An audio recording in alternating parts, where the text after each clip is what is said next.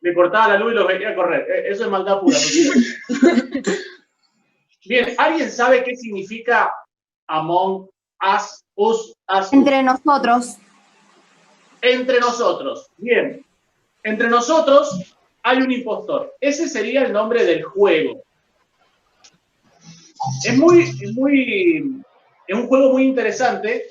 Lo veo muy parecido a Mafia, el que sabemos jugar a veces de que hay policías, hay ladrones, está el que se encarga del cementerio, hay un montón de cosas. El pueblo que duerme mientras los ladrones van matando gente. Es muy parecido. Pero este juego lo que tiene de bueno, digamos, es que si te toca ser impostor, tenés una tarea totalmente distinta a la que no tienen los demás. El juego básicamente trata de mantener en funcionamiento una nave. Y todos se abocan a eso, todos se encargan de mantener la nave funcionando, pero hay uno que se encarga de ir eliminando a todos los jugadores. Si le sale bien y elimina a todos, directamente termina ganando, y si lo agarran antes de tiempo, sonó.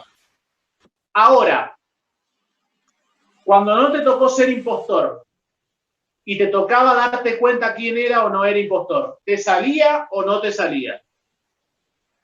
¿Agarraste alguna vez un impostor o no? Sí. No escuché quién dijo sí. Yo. Sí. ¿Vos agarraste a uno? Sí. ¿Y cómo te diste cuenta? Porque se metió a la alcantarilla. Ah. Al frente mío. Justo delante tuyo. Sí. ¿Y ahí nomás avisaste? Claro. ¿Y los demás te creyeron o no? Costó, pero sí me creyeron. Costó que no te creyeran porque los demás no lo habían visto, digamos. Sí, a veces como te dicen, no, mentira, fuiste vos o el impostor te echa la culpa. El impostor se defendía. Claro. Bien, ¿alguna vez te culparon a vos de ser impostor y no eras impostor? Sí, me pasó varias veces que no era impostor y no había manera de convencerlos de que no era el impostor. ¿Y de qué manera te defendías? Diciendo que estaba haciendo misiones. Cosas así. Estaba con tal color. Una vez no me creyeron y otras veces sí. Algunas veces no te creyeron y otras sí. Bien. Lu, ¿cuánto tiempo queda? 6 minutos. Bien. Bien, esta es la parte introductoria del juego. Es un juego muy entretenido. Tiene su parte de adictivo, en el buen sentido de la palabra, pero está bueno. Yo conozco un montón de gente que lo está jugando, gente no solamente de su edad, sino de mi edad, gente grande y gente más grande todavía, de mayor edad, que están jugando este juego. Y sí, yo sé que te estás riendo, Mati. Yo sé que te estás riendo, Mati Conde. Pero es un juego muy lindo porque saca esas ganas de defenderte cuando te están acusando de algo que no es cierto y no tenés manera de demostrar de que te están acusando falsamente y tratás de defender tu argumento.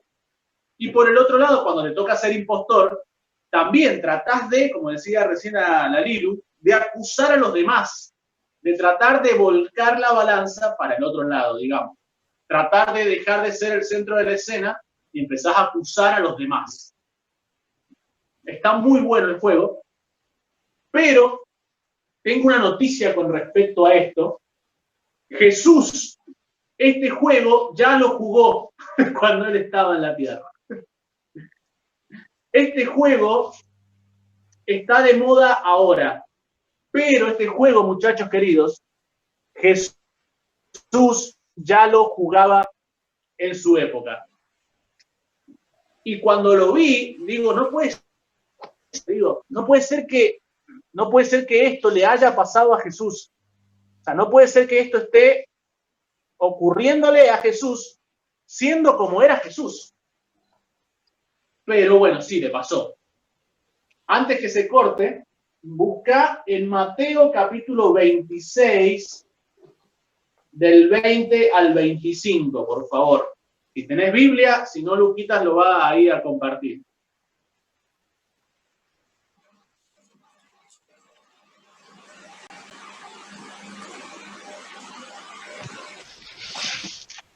Mateo capítulo 26, del 20 al 25.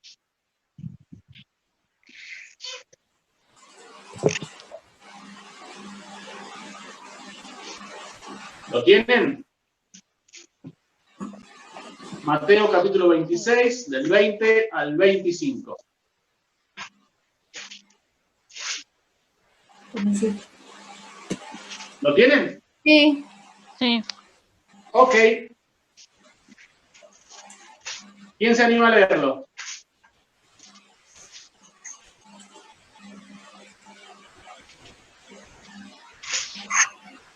Yo. Dale, te escuchamos. Cuando llegó la noche, Jesús estaba a la mesa con los 12 discípulos, y mientras comían les dijo: les aseguro que uno de ustedes me va a traicionar. Ellos se pusieron muy tristes y comenzaron a preguntarle uno tras otro: Señor, ¿acaso seré yo? Jesús les contestó: uno que moja en el pan en el mismo plato que yo va a traicionarme. El Hijo del Hombre ha de recorrer el camino que dice las Escrituras, pero ay de aquel que lo traiciona. Hubiera sido mejor para él no haber nacido. Entonces Judas, el que lo estaba traicionando, les preguntó: Maestro, ¿acaso seré yo? Tú lo has dicho, contestó Jesús. Mientras comían, Jesús tomó en sus manos el pan y, habiendo dado gracias a Dios, lo partió y se lo dio a los discípulos diciendo: Tomen y coman, este es mi cuerpo. Hasta ahí está bien. Hasta ahí está bien. Bien. ¿Alguna vez habían escuchado esta historia? Seguramente sí. Sí. Es una de las historias más conocidas, ¿no es cierto? Es la que muchas veces se la conoce como la última cena del Señor.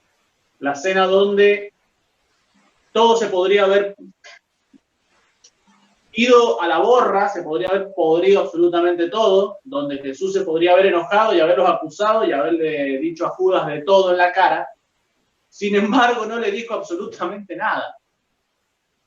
O sea, Jesús de manera muy sutil dice: muchachos, los que estamos en esta mesa, uno de ustedes a mí me va a traicionar. Imagínense la cara de todos. Imagínense todos mirándose a sí mismos. No eran 8.000, eran 12 personas.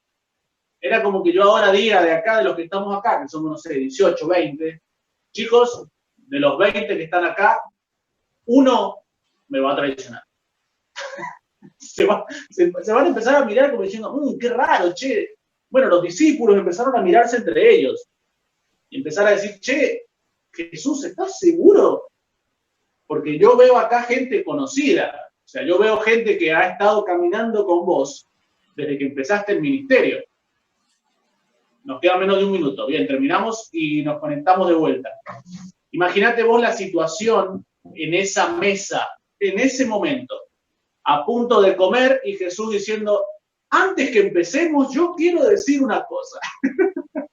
Muchachos, uno de ustedes es un traica. Imagínense la cara de los chabones, como no entendiendo absolutamente nada. Ah, bueno, capaz que Jesús va a contar una parábola. Ah, bueno, capaz que Jesús va a contar algo, un chiste. Entonces, esa mesa, la tensión que tiene que haberse generado cuando Jesús dijo: che, uno de ustedes me va a traicionar.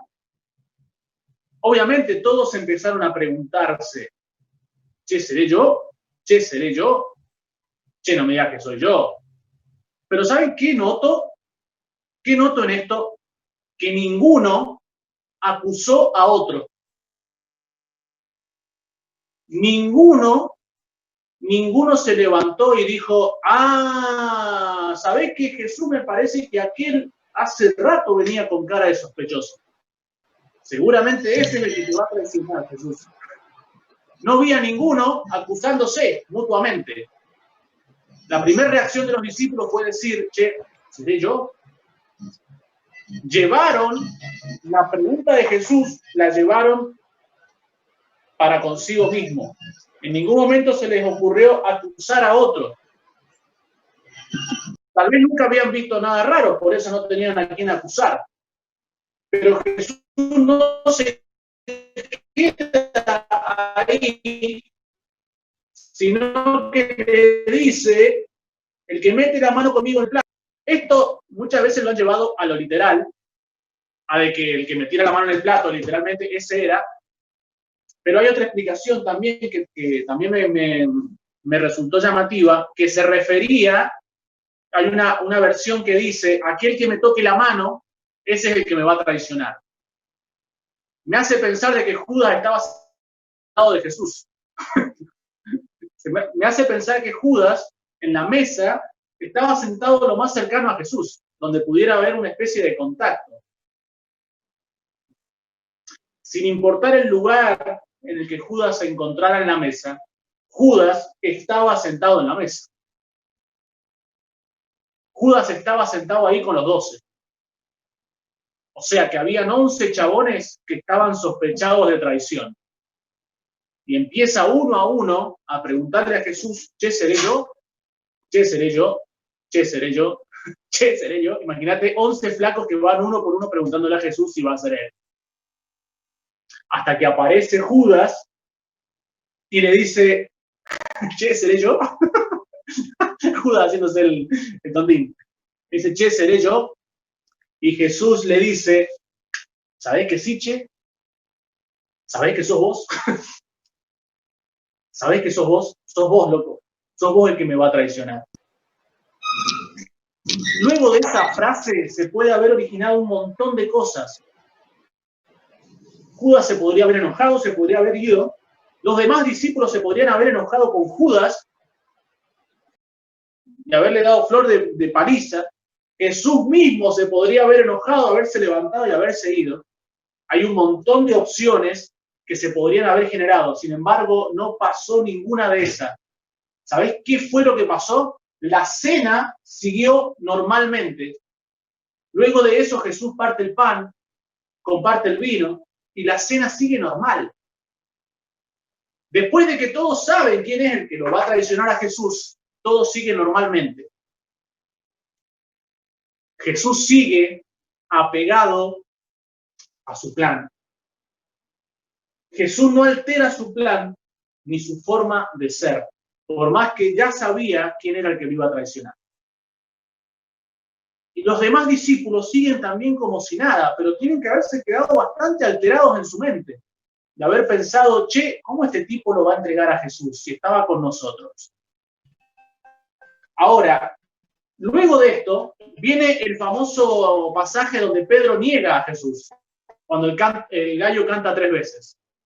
Luego de eso, cuando Jesús muere y resucita, aparece la famosa historia de Tomás el incrédulo. Tomás, otro de los discípulos, que cuando los discípulos le cuentan a Tomás que Jesús había resucitado, la primera reacción de Tomás es decir, che, no creo, y hasta que yo no vea los agujeros de los clavos en la mano de Jesús, yo no voy a creer que Jesús resucitó. Y Jesús va y le muestra que tenía los clavos en la mano. Chicos, los discípulos eran todos con errores. No había uno que hiciera absolutamente todo bien. Siempre fallaban. Siempre le pifiaban. Y Jesús estaba acostumbrado a eso. Jesús estaba acostumbrado a que los discípulos le fallaran. Pero acá viene la primera pregunta que te quiero dejar. ¿Por qué decidió quitarse la vida Judas? Judas es el único de los discípulos que se mata. Judas es el único que decide ahorcarse de la culpa que tenía por haber entregado sangre inocente. Cuando Judas se da cuenta de la macana que se manda, Judas intenta devolver la plata que le habían dado para entregar a Jesús, que dice la Biblia que eran 30 monedas de plata. Cuando Judas quiere entregar eso de nuevo, no se lo reciben, no se lo aceptan. Le dicen los fariseos, no, hermano, ahora arreglátela solo, es problema tuyo. Nosotros no vamos a recibir ese dinero. Y está la culpa que le agarra a Judas, y ahorcando. Ahora, ¿por qué decidió quitarse la vida a Judas? Hay una razón que aparece en la Biblia y hay dos razones que no aparecen, pero no puedo no imaginármelas. La primera es remordimiento. Obviamente que tenía remordimiento. La palabra lo dice. Era tal la culpa que tenía Judas que decide devolver las monedas. Esa ya la sabemos. Pero mirá estas dos que me gustaría tener en cuenta también. Por temor a ser señalado, por temor a que todos lo señalaran como el culpable de haber entregado a Jesús, como que todos le dijeron en la cara, Jesús se murió, culpa tuya. Si vos no lo hubieras entregado, Jesús estaría...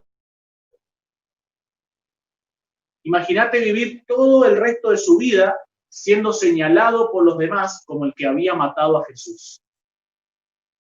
¿Vos te crees que ese pensamiento no estaba en la mente de Judas? ¿Vos te crees que no se le cruzó por algún momento de decir, che, ¿con qué cara yo me sigo presentando ante este tipo? ¿Con qué cara yo sigo caminando por acá si todos me van a ver como que culpa mía Jesús se murió? Y la tercera es por no conocer a Jesús.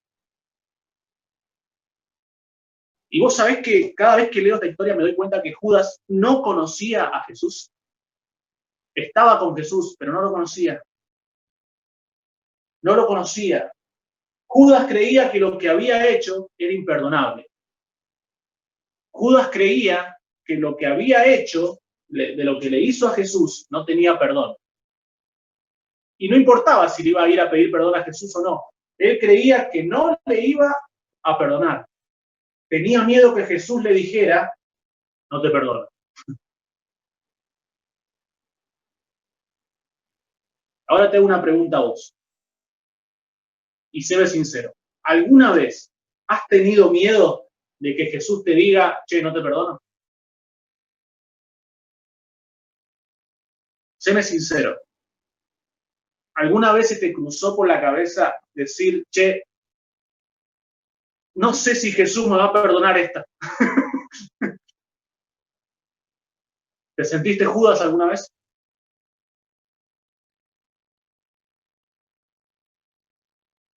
Si nunca te sentiste Judas, chabón, me alegro muchísimo. Y si alguna vez te has sentido Judas, o sea, si has sentido alguna vez esa sensación de decir, che, la que me mandé es muy grande, no creo que Jesús me perdone por esto. Si alguna vez te sentiste así, no sos el único. No sos la única persona que muchas veces se siente así. ¿Sabés por qué?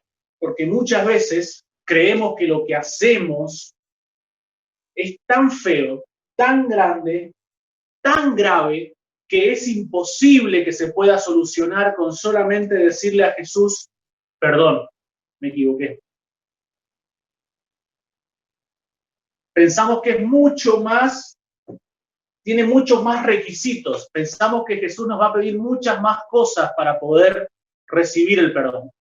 Pensamos que tenemos que hacer un plan de cosas para que Jesús nos perdone. Nos parece poca cosa simplemente. Y nos empezamos a llenar de culpa. A Judas le pasó eso, chicos. Tenía miedo que Jesús le dijera, no te perdono. ¿Y qué terminó haciendo el loco? Se ahorcó. Y insisto con esto, chicos, fue el único discípulo al que la culpa lo mató.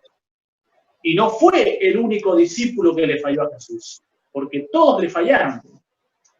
Todos le fallaban. Cuando Jesús muere, más adelante en el versículo 31, dice, todos ustedes me abandonarán, le dice Jesús en la cara a todos, en esa misma cena.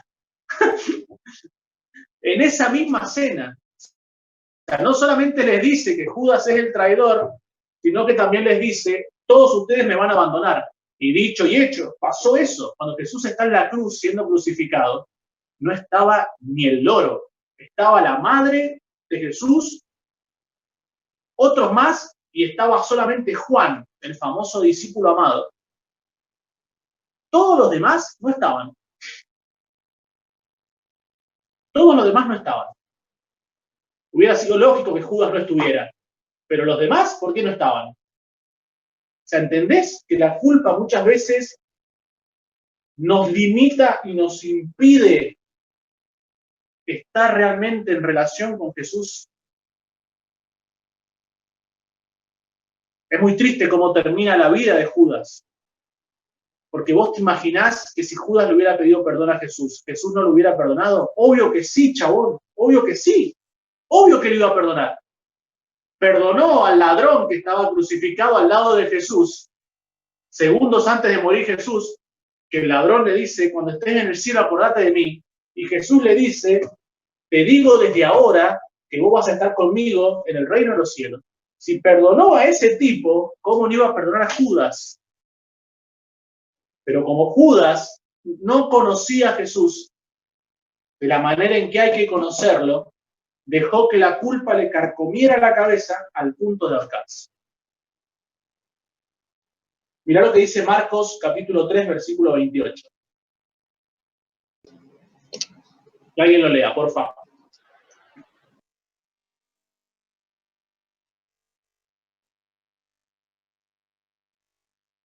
Marcos capítulo 3, versículo 28. Les aseguro que todos los pecados y blasfemias se les perdonarán a todos por igual. Gracias. Y mirá lo que dice 1 de Juan, capítulo 1, versículo 8, del 8 al 10.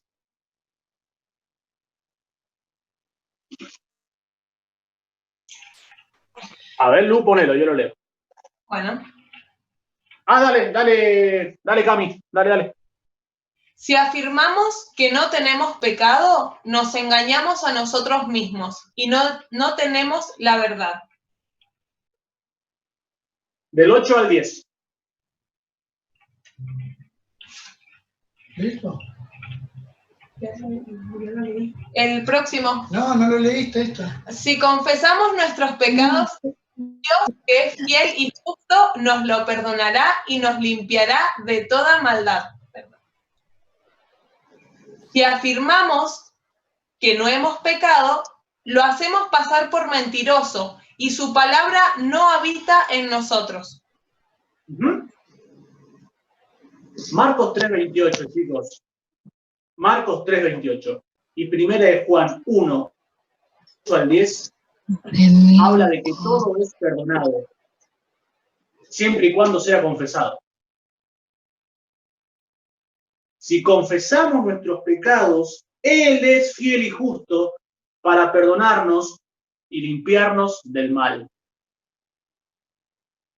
Si confesamos nuestros pecados, Él es fiel y justo para perdonarnos. En ningún momento y en ningún lugar dice que Dios se va a poner a ver qué onda. En ningún lugar dice que Dios va a analizar tu situación.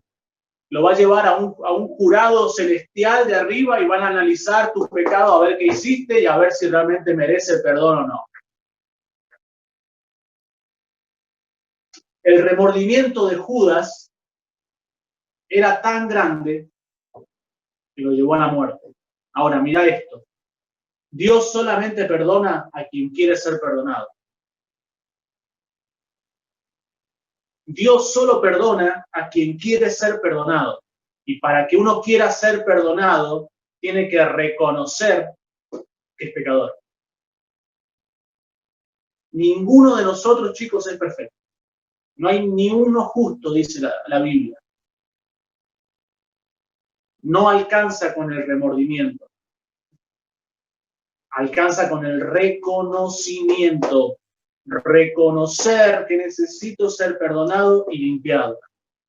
Y Dios, que es fiel y justo, nos perdona y nos limpia de toda maldad.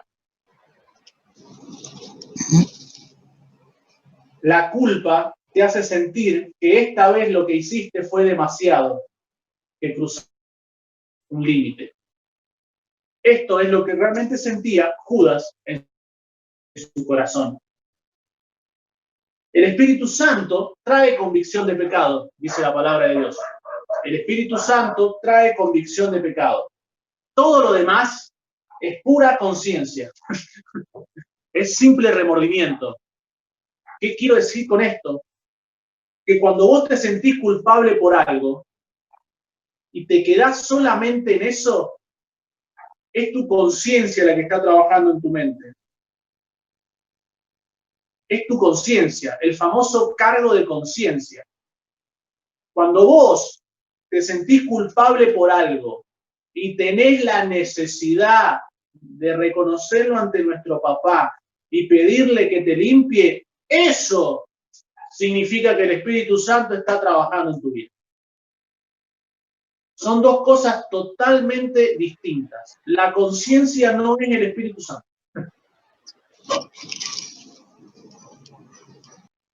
La conciencia te deja solamente en la culpa. El Espíritu Santo es el que te dice, che, esto que hiciste está mal, pero yo conozco a alguien que si vos se lo reconoces y le pedís que te limpie, te lo va a limpiar. Y ese es Dios. Ahí es cuando trabaja el Espíritu Santo en nuestras vidas, chicos. Cuando nos convence de que el pecado que tenemos o lo que hicimos, si se lo contamos a papá y le pedimos que nos perdone, Dios nos perdona. Eso es convicción de pecado. Lo demás es solamente cargo de conciencia. Lo demás es lo que tuvo Judas, un simple y mortal remordimiento que lo llevó a querer ahorcarse, porque sintió que lo que había hecho era imperdonable. Y yo cada vez que veo la Biblia me doy cuenta que para Jesús no hay pecado que sea imposible de limpiar y no hay vida que sea imposible de sanar. Eso veo yo en Jesús. Eso veo yo en mi papá, que conoce los lados más oscuros de mi vida, conoce la mugre que muchas veces traigo en mi corazón, pero él siempre está ahí con el jabón y la esponja para limpiarme y para lavarme. Y otra vez dejarme pipí cucú, dejarme hermoso. Ese es mi papá. Yo veo a Jesús amando a Judas de la misma manera que amaba a los demás. Jesús en ningún momento dejó a Judas de lado. Siguió en la cena con Judas al lado, sabiendo lo que Judas era y sabiendo los planes que Judas tenía. Sin embargo, siguió cenando como si nada hubiera pasado. Jesús siguió cenando como si nada hubiera pasado, chabón. Como si nada hubiera pasado. Y Jesús sabía que al otro día Pedro lo iba a negar 3 veces, y Jesús sabía que dentro de unos días Tomás no le iba a creer de que había resucitado, y Jesús sabía que cuando él estuviera en la cruz nadie iba a estar ahí acompañándolo. Jesús sabía absolutamente todo, y así todo seguía amándolos. Ese es el verdadero amor de Jesús, muchachos y muchachas. Ese es el Jesús que tenemos que mostrar. Y ese es el Jesús que tenemos que conocer.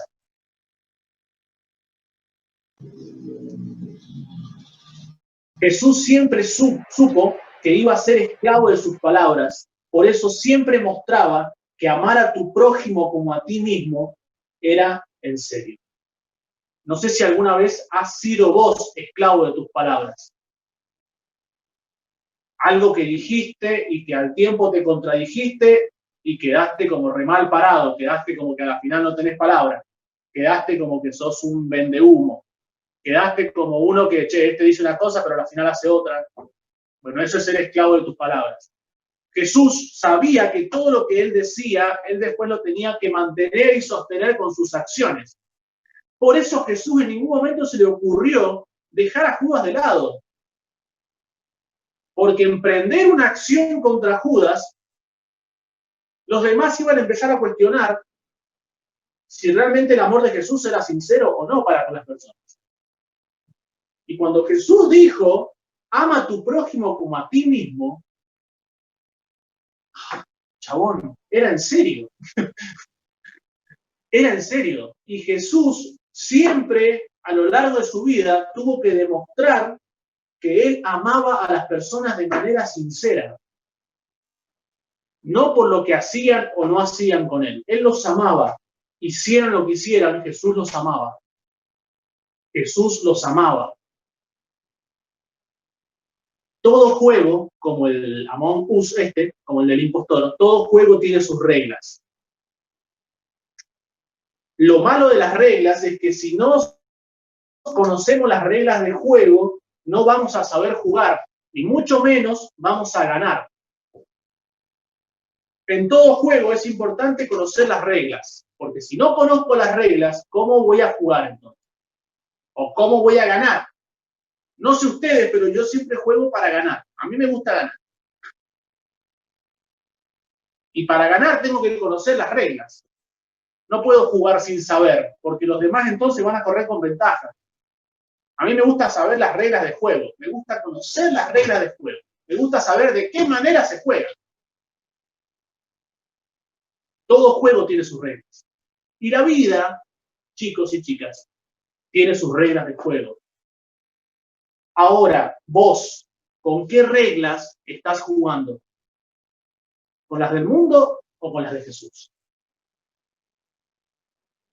¿Con qué reglas de juego estás jugando vos en tu vida? ¿Con las del mundo o con las reglas de Jesús? ¿Qué haces? ¿Qué haces cuando del otro lado hay odio? ¿Qué haces cuando del otro lado no te bancan? ¿Qué haces cuando del otro lado dicen algo que va en contra a lo que vos crees, a lo que vos sentís? ¿Qué haces cuando del otro lado no muestran lo que vos querés que muestren? ¿Te sale el mundo o te sale Jesús? Hoy es una noche para que vos, cuando te vayas a acostar, tengas la certeza y la claridad de saber con qué reglas de juego te estás moviendo hoy por hoy y con qué reglas de juego estás jugando. No hay muchas reglas, chicos. Hay dos. O me manejo con las del mundo o me manejo con las de Jesús. No hay otro tipo de reglas. Las del mundo te van a llevar a cosas del mundo. Las de Jesús te van a llevar mucho más adentro de Jesús. ¿Cómo reaccionás vos? ¿Cómo reaccionás vos cuando del otro lado no ves lo que realmente querés ver? Cuando no te está gustando lo que estás viendo. ¿Reaccionás mal? ¿Estás dispuesto a amar por más que te traicionen? ¿Estás dispuesto a amar por más que del otro lado te odien? ¿Estás dispuesto a amar por más que del otro lado te miren con la peor cara del universo? Chabón, ¿estás dispuesto a ganar? ¿Estás dispuesto a ganar? Si querés ganar, tenés que conocer las reglas del juego. Y yo sé quién conoce las reglas del juego a la perfección, es Jesús. Él conoce las reglas del juego. Y son sus reglas. El mundo tiene otras reglas. El mundo tiene otra manera de ser y otra manera de actuar y otra manera de moverse. Jesús necesita que tengamos las reglas de juego en claro. Para lograr ser como Jesús, tenemos que tener en claro en nuestra mente y en nuestro corazón las reglas del juego. ¿Vieron que hoy fue lo de la marcha celeste? ¿Vieron que hoy fue la marcha pro vida?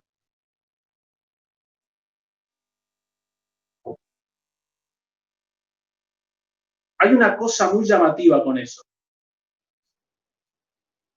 ¿Qué hubiera pasado si organizábamos una marcha para ir a abrazar a las del pañuelo verde? ¿Quién hubiera ido? Yo, porque conozco varios. No se trata, chicos, de argumento contra argumento. Se trata de mostrar a Jesús. Y te voy a dejar una frase que espero que te encante y que te llegue al alma. Jesús no usa pañuelos. Jesús no usa pañuelos. Jesús, cuando iba sin pañuelos. Jesús era su argumento en sí mismo. Jesús era Jesús, a donde iba.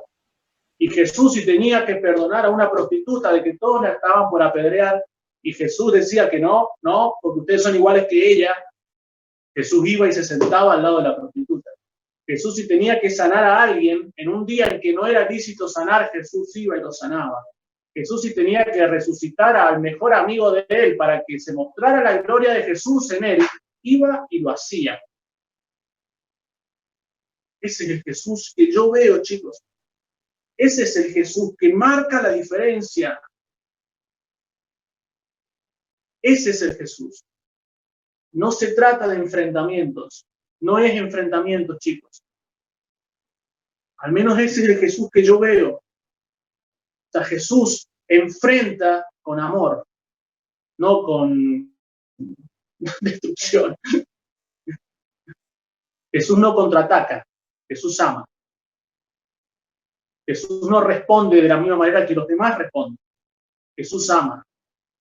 Jesús no se pone de una vereda y empieza a atacar a la otra vereda. Jesús ama. Yo esta semana leí una frase en Gracias Luquitas, leí una frase en el grupo de jóvenes que hablaba de que las iglesias hay temas tabú que no se tocan. Yo esto lo voy a decir por última vez, para todos los que están hoy acá. A mí no me importa lo que se hace en otra iglesia. A mí me importa lo que se hace en esta iglesia. Y en esta iglesia donde Cristo me puso y donde está metidísima en mi corazón, no hay temas tabú, chicos. Todo tema se trata y todo tema se habla. Acá no tenemos miedo de hablar de homosexualidad, de lesbianismo, de pañuelo celeste, naranja, amarillo, rojo, de si los Power Rangers eran diabólicos. Acá no hay nada que no se hable. Acá no hay nada que no se hable. Yo sé que en esta iglesia no hay tabú. Yo sé que acá las cosas se charlan. Y yo sé que con los chicos con los que trabajo, con Cami, Gonza, Luquitas, la Vicky y con la Leti, yo sé que estos pibes no le tienen miedo a nada. Y que si tienen que encarar un tema, lo encaran. Y lo charlan y lo hablan. ¿Sabes por qué? Porque estamos convencidos que las cosas se encaran con amor. No con enfrentamiento. Porque el día de mañana nos va a venir una chica lesbiana a nuestro grupo de jóvenes y yo no quiero que estemos espantados mirando, ¡ay, Dios santo, se nos está gente diabólica! ¿Y ahora qué hacemos? Yo no quiero eso. Yo quiero que esté Jesús al lado mío, diciéndome, mira, esa chica necesita que la abrace. Yo quiero que el día de mañana, si viene un chico con condición homosexual, que no huya espantado y que realmente pueda conocer a Cristo. Yo no acuso. Yo no acuso. Es el mismo amor que Jesús muestra para conmigo todos los días de mi vida. Ese es el amor que tenemos que mostrar, muchachos. Ese es el amor. De entender que hay un montón de gente que es diferente a nosotros, pero no por eso van a ser malas. No por eso son el enemigo. Acá no hay enemigos. Acá hay gente para ganar para Cristo. Si realmente querés emprender una marcha, emprender la marcha por Jesús. Si querés usar un pañuelo, usa el pañuelo de Jesús. Ponete a Jesús en tu corazón y anda a buscar a todos los que haya que buscar.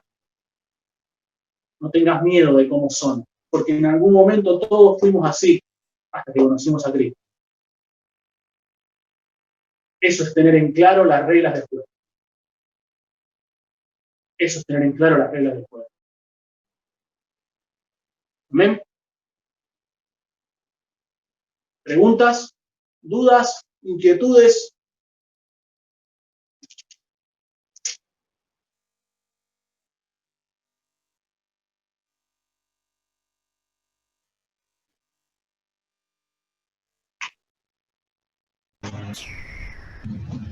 No, cada vez. ¿Nadie? Sí, brother.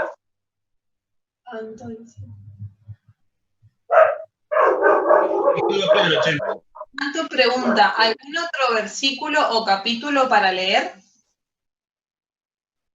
Con respecto a qué, Anto, puntualmente.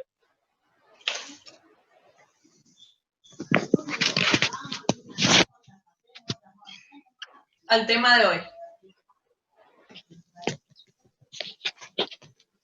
Mirá, los dos capítulos que utilizamos hoy, los dos pasajes, digo, tanto Marcos 3:28 como Primera de Juan 1, del 8 al 10, son versículos claves para entender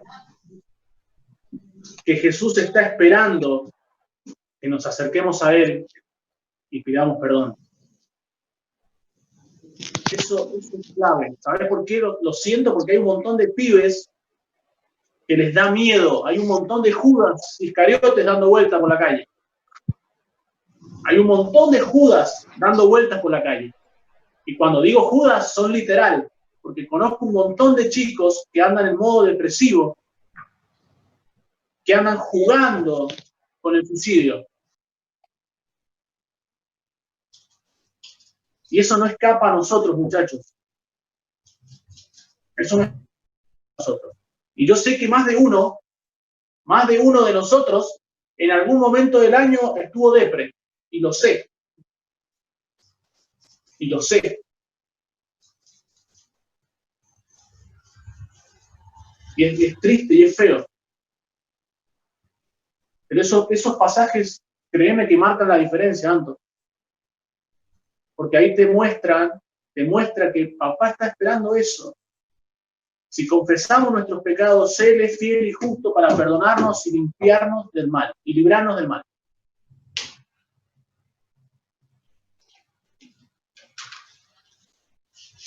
¿Otra?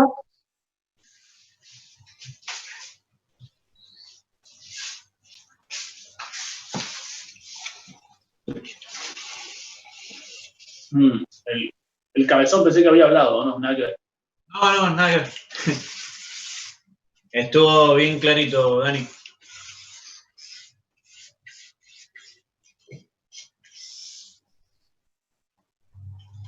¿Alguien más?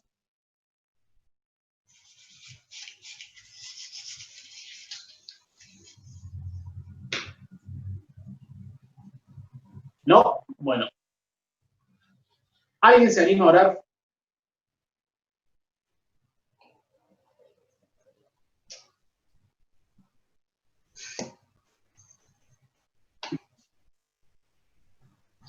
Yo me animo. Dale, Lu. No sé, ¿algún pedido? Yo tengo un pedido. ¿Cuál? Por tu cumpleaños. Bien. Vale. Oh, Bueno, está muy ahora, cerca ahí. Dale. papá, gracias por esta tarde-noche, Señor, en la que pudimos conectarnos, Señor, virtualmente, Señor, con cada uno de los chicos, Señor. Gracias porque pudimos vernos las caras, Señor, porque podemos jugar, divertirnos, Señor, y por lo más importante, Señor, que podemos oír de tu palabra, Señor. Podemos oírla, Señor, y poder entender aún más, Señor, cómo poder entender tu corazón, Señor, cómo pensás, Señor, cómo actuás, Señor, a diferentes circunstancias, o cómo actuaría Jesús, Señor. Siempre preguntándonos eso, Señor. Te doy gracias, Señor, por la palabra de hoy, Señor, que siempre cortita el pie, pero bien eficaz, Señor. Te doy gracias por cada uno de los chicos, Señor, te pido que lo estés cuidando, Señor, y que mañana, ya sea de forma virtual o presencial, Señor, podamos volver a vernos, Señor, y que tu presencia inunde, Señor, el día de mañana, Señor, y que podamos adorarte y alabarte, papá. En el nombre de Jesús, Señor. Amén y amén. Amén. Amén. Bueno, nos estamos despidiendo. Nos quedan casi un minuto. Recuerden, mañana a las 11 de la mañana por la página 6. Y si no, de manera presencial. Chicas, Zabalitas, los